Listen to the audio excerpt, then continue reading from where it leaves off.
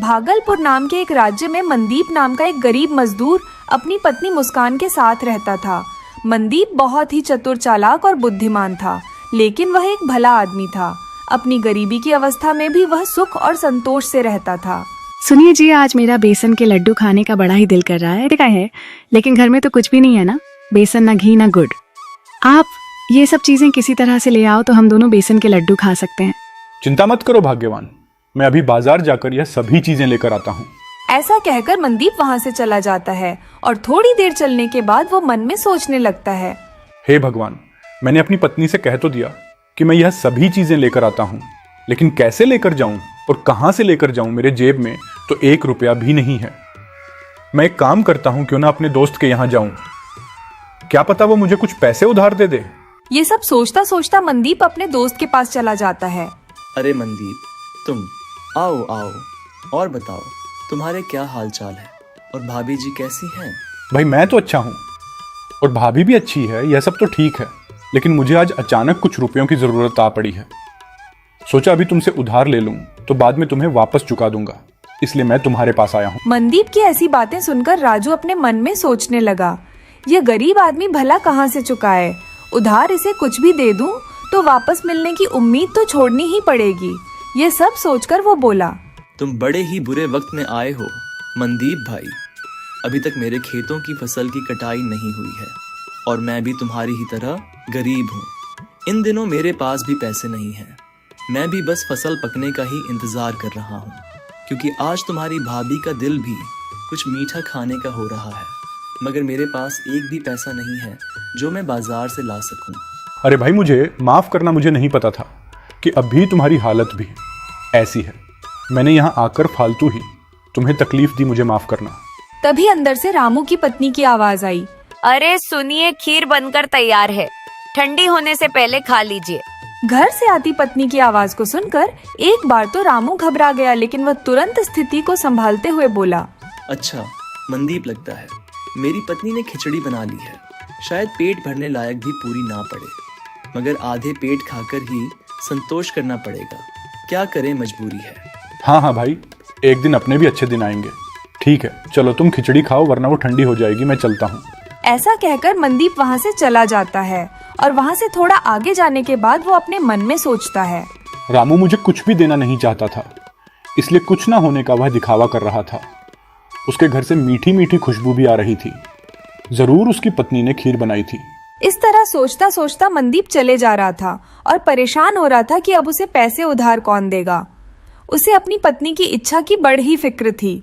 फिर चलते चलते उसकी नजर एक हवेली पर पड़ती है, जिस पर बहुत ही अच्छी सजावट हो रखी थी।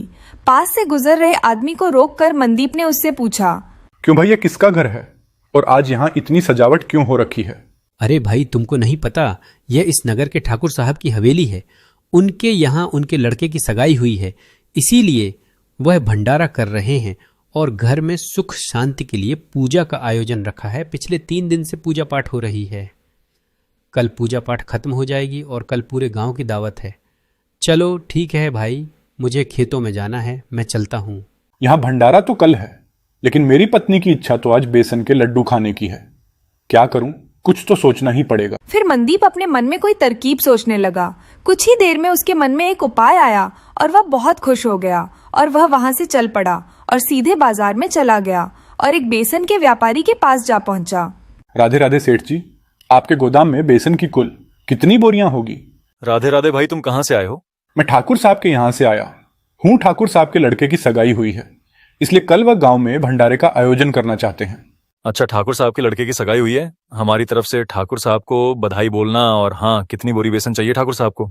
यह तो मुझे नहीं पता, मुझे तो बस केवल इतना कहा है कि किशनलाल सेठ के यहाँ पर पता कर लेना कि उनके गोदाम में बेसन की कितनी बोरियां हैं और थोड़ा सा बेसन उनसे नमूने के तौर पर लेते आना। देखो भाई, हम तो एक तरफ से बोरियां लेते हैं और दूसरी तरफ दुकानदार को बोरियां बेच देते हैं, लेकिन अभी हमारे गोदाम में कम से कम 40 या 50 बोरियां तो पड़ी ही होगी। और मुझे जहां तक पता है, इतने में ठाकुर साहब का काम हो जाएगा। और जहां तक नमूने के तौर पर बेसन देने की बात है, तो वह मैं तुम्हें अभी दिलवा देता हूं। अरे ओ सोनू, जल्दी इस आदमी को पाव भर बेसन दे दो। ये नमूने के तौर पर ले जाकर अपने ठाकुर साहब को दिखा देगा। फिर मनदीप ने वहां से पाव भर बेसन लिया और वहां से चला गया और फिर वह चलता चलता एक घी के व्यापारी के पास गया। राधे राधे सेठ जी। जी राधे राधे भाई। घी के 60 पीपे होंगे। 60 क्यों, पूरे 100 पीपे मिल जाएंगे। लेकिन तुम आए कहां से हो? किसने भेजा है तुम्हें? गांव के ठाकुर साहब ने। कल गांव में भंडारे का आयोजन करने जा रहे हैं, इसलिए वो घी के लिए पूछ रहे थे और उन्होंने कहा है कि खुले घी में से थोड़ा सा घी नमूने के तौर पर लेते आना।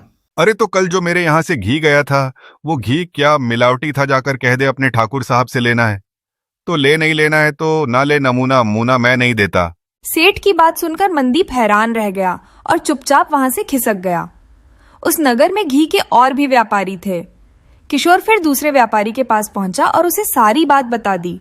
अरे भाई, ठाकुर साहब ने हमें याद किया, यह तो बहुत ही अच्छी बात है। तुम चिंता मत करो, नमूने के तौर पर मैं तुम्हें अभी घी देता हूं। फिर व्यापारी ने नमूने के तौर पर मनदीप को एक केतली में घी दे दिया। मनदीप बड़ा ही खुश होकर घी लेकर वहां से चलता बना और चलते चलते वो एक गुड़ के व्यापारी के पास गया और उससे भी यही बोला कि उसे गांव के ठाकुर ने भेजा है और नमूने के तौर पर थोड़ा सा गुड़ चाहिए। तो व्यापारी ने उसे गुड़ देते हुए कहा, ये लो भाई तुम, ये गुड़ की डेली, और ये गुड़ बड़ा ही अच्छा गुड़ है, और जल्दी ले जाओ ठाकुर साहब के पास और जल्दी वापस आना और बताना कि कितनी बोरियां भिजवानी है। अरे आप तो सारा सामान ले आए। मैं तो सोच रही थी कि मेरे मन की बात मेरे मन में ही रह जाएगी, लेकिन आप तो सारा सामान ले आए। चलिए अब मैं जल्दी से लड्डू बना देती हूँ और आप हाथ पैर धोकर आ जाइए। फिर मुस्कान ने कुछ ही देर में लड्डू बनाकर तैयार कर दिए। संजोग की बात है कि उसी दिन रात को उस राज्य के राजा रघुवीर सिंह भेष बदलकर उस राज्य में घूम रहे थे, तो वह चलते चलते मनदीप की झोपड़ी के बाहर आ जाते हैं।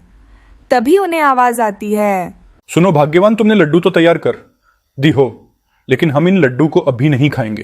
क्यों जी, आप ऐसा क्यों बोल रहे हो? लड्डू अभी नहीं खाएंगे तो फिर कब खाएंगे? अरे मेरा दोस्त वो राजू है ना, तुम्हारी इच्छा पूरी करने के लिए मैं उससे कुछ पैसे उधार लेने के लिए गया था, तो वह बोल रहा था कि उसकी पत्नी की इच्छा भी कुछ मीठा खाने की है। अगर वह इस वक्त यहां पर आ गया तो हमें ना चाहते हुए भी हमारे लड्डू में से कुछ हिस्सा उसे और उसकी पत्नी को देना पड़ेगा। फिर हमारे हिस्से में क्या आएगा? हे राम, फिर तो मैं घर में एक भी दिया नहीं जलाऊंगी। फिर दोनों पति पत्नी ने ऐसा ही किया। दोनों अंधेरे में बैठकर लड्डू खाने लगे और उसी समय राजा रघुवीर सिंह भी उस झोपड़ी के अंदर आ गए और कौटिल और उनके साथ बैठकर लड्डू खाने लगे। और दोनों पति पत्नी इस बात से अनजान थे कि कोई तीसरा आदमी भी उनके साथ बैठकर लड्डू खा रहा है। राजा के लड्डू खाने से लड्डू जल्दी ही खत्म हो गए। अरे भाग्यवान, अपने लड्डू इतनी जल्दी कैसे खत्म हो गए? मुस्कान ने फिर तुरंत दिया जलाया तो मनदीप ने देखा कि वहां पर तीसरा व्यक्ति भी मौजूद था, जिसे देखकर वो पति पत्नी हैरान हो गए। अरे भाई, कौन हो तुम? मैं तुम्हारा मेहमान हूं। लड्डू बहुत ही अच्छे बने थे।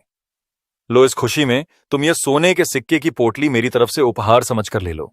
नहीं नहीं भाई, तुमने खुद ही कहा कि तुम हमारे मेहमान हो और मेहमान को कुछ खिलाने के लिए कीमत नहीं लेते। बस दुख इस बात का है कि तुमने लड्डू चुपचाप खा लिए। वो लड्डू मेरी पत्नी के लिए कम पड़ गए। मैं बड़ी ही मुश्किल से अपनी पत्नी के लिए लड्डू बनाने का सामान इकट्ठा करके लाया था। मनदीप का बात सुनकर राजा को थोड़ा आश्चर्य हुआ। अच्छा, तो तुम ये बताओ कि तुम ये सामान किस प्रकार लेकर आए थे? फिर मनदीप ने बिना झूठ बोले सारी बात उस राजा को बता दी कि कैसे उसने बेसन और गुड़ का इंतजाम किया था और अभी यह सारा सामान भी खत्म हो चुका है, इसीलिए और लड्डू नहीं बनाए जा सकते। ओ, तो ऐसी बात है। मुझे माफ करना मेरे मित्र, मजाक में ही तुम पति पत्नी की इच्छा की पूर्ति में मैं बाधक बन गया। अब तुम मुझसे स्वर्ण मुद्रा भी लेने को तैयार नहीं हो, लेकिन मैंने तुम्हें मित्र कहा है, इसीलिए तुम मेरी एक बात मानो। कल सुबह तुम रघुवीर सिंह राजा के दरबार में जाना, अवश्य ही वह तुम्हारी कोई ना कोई सहायता करेंगे। ऐसा कहकर राजा रघुवीर सिंह वहां से चले गए और महल में आकर उन्होंने अपने राजवस्त्र पहने और अब अपने एक पहरेदार से बोले, कल एक गरीब आदमी महल में आएगा जिसका नाम मनदीप है। उसे बिना किसी रोक टोक के और सम्मान के साथ मेरे सामने प्रस्तुत किया जाए। जो आज्ञा महाराज। फिर अगले दिन सुबह होने पर मुस्कान ने अपने पति मनदीप को उठाया। आज आपको राजा के यहाँ जाना है? जी सुनिए जी। जी आज आप पहली बार राजमहल जा रहे हो, क्या आप वहाँ खाली हाथ जाओगे? आपको महाराज के लिए कुछ लेकर जाना चाहिए। अरे भाग्यवान, हम इतने गरीब हैं, हमारे पास महाराज को देने के लिए कुछ भी नहीं है। अरे आप चिंता मत कीजिए, जाइए राजमहल में देखिए क्या होता है। मनदीप राजमहल की ओर चल दिया। महाराज की जय हो। महाराज, आपसे मिलने के लिए एक मनदीप नाम का व्यक्ति आया है। ठीक है, उसे अंदर लेकर आओ, मेरे सामने उपस्थित करो। फिर उस मनदीप को अंदर लाया जाता है। महाराज की जय हो, मेरा नाम मनदीप है।